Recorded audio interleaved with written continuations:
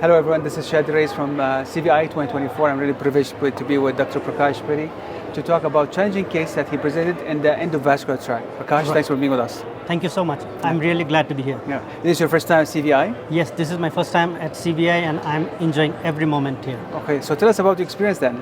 Well, yesterday morning I started with the breakfast symposium and I attended a session on left atrial appendage closure and it was very enlightening.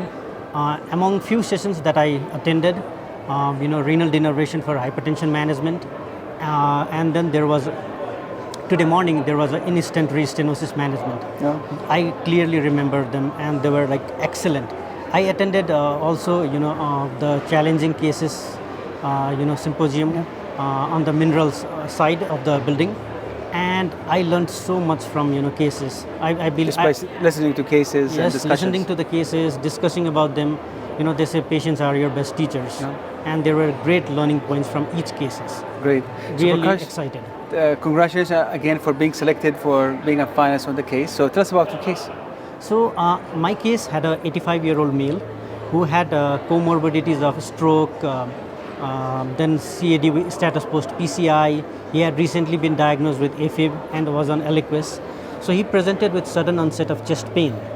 And when he came, he was somewhat hypotensive. He was tachycardic. They found his lactate was 6.6 and his EKG showed just AFib with RVR. So when they did the imaging of this chest, they found that there was a focal outpouching of his ascending thoracic aorta that was causing hemopericardium. So basically, he had a tear in the flap, in the outpouching and from there it was causing type A aortic dissection, and the blood was being contained in the pericardial sac. So they immediately called in cardiology. They did stat echocardiogram at bedside, and there was collapse of the right ventricle at diastole, suggestive that patient was having pericardial tamponade. They consulted cardiothoracic surgery, but given his comorbidities, age of 85 years old, the chances of the risks were just too high. They discussed with the family, and the family said they don't want to go forward with the sternotomy and repair. And they didn't know what to do. So they called in vascular surgery. They discussed among themselves. So the vascular surgeon was called and they took the patient to the OR. Either he could have been made comfort care or something had to be done. So they did something, and so they took him to the OR. They did pericardiocentesis, and in the same setting, the vascular surgeon went through bilateral femoral arteries and put 2 endografts at where the tear and the outpouching was there.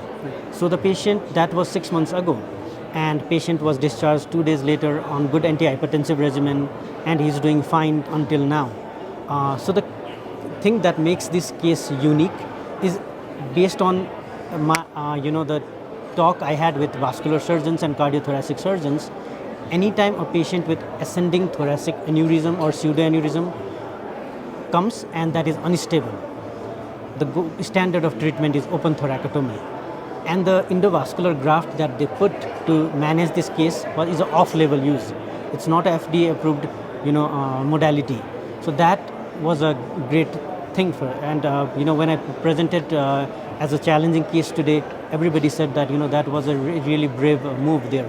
That's great. Well, so before the case was started, this is pseudoaneurysm nobody was aware of. No, nobody was aware of. Never been diagnosed before. Never been diagnosed before.